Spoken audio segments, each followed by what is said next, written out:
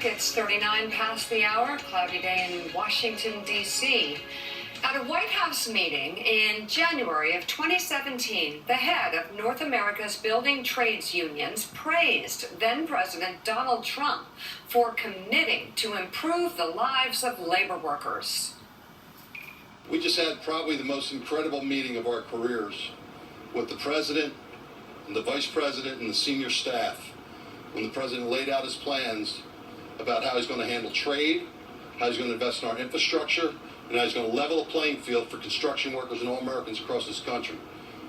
And then took the time to take everyone into the Oval Office and show them the seat of power in the world. The respect that the President of the United States just showed us, and when he shows it to us, he shows it to 3 million of our members in the United States, was nothing short of incredible.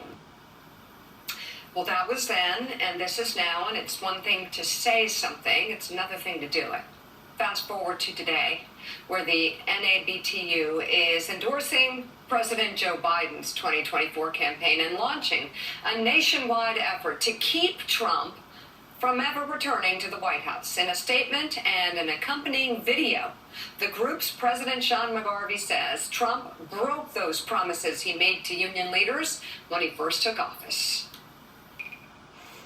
You are promising America tonight you would never abuse power as retribution against anybody. Except for day one.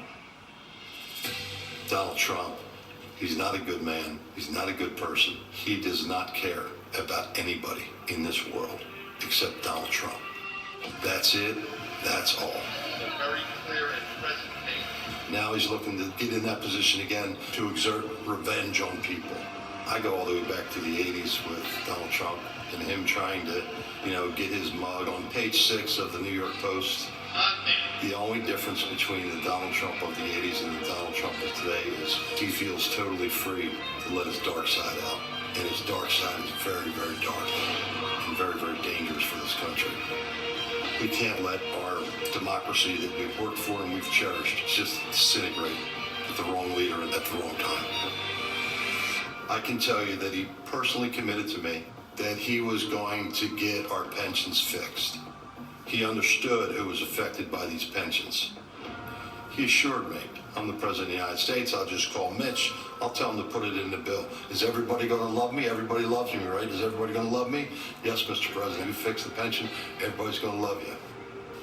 That was wasted breath. There was lots of other things put in that bill. There was tax cuts put in that bill for rich people. Donald Trump promised infrastructure every year. Infrastructure is the easiest of all. Donald Trump was not interested in any of the policy that actually goes along with being President of the United States. Trump was interested in the pomp and circumstance, the plane, the helicopter. It's all about him. Donald Trump is incapable of running anything, let alone the most powerful country in the history of the world. And God help us if he gets anywhere near that White House in the future. And Sean McGarvey joins us now. Thank you very much for coming on the show this morning. That was a pretty powerful video and a real turnaround from when you first endorsed former President Trump, or at least listened to him and hoped that his promises would come true. What do you say to hardworking Americans who don't have time to clue in on every detail of every trial he's involved with or every promise he made, who support Trump almost blindly, but they connect with him, even members of your union? What do you say to them about who this man is? Well, quite honestly, we're not going to waste a lot of time talking to every American that supports Donald Trump, and we're not going to waste a lot of time with some of our members that support Donald Trump, because we're not going to change their minds.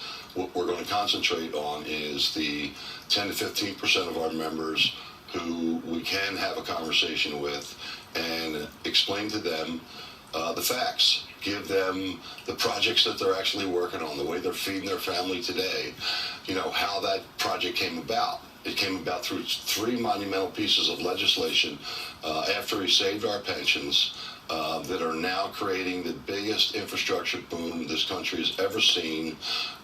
We call it the infrastructure generation that Joe Biden's creating.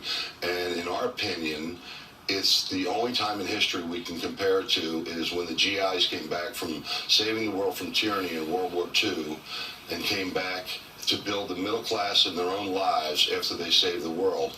That's kind of the scale that we're at right now, with the most pro-union president that this country, pro-worker president that this country has ever seen. So that's the conversations that we're having. We'll have them one-on-one. We'll have them in the key states, and we've got months and months. We've already started, and we're already laying out the facts, and we see the results.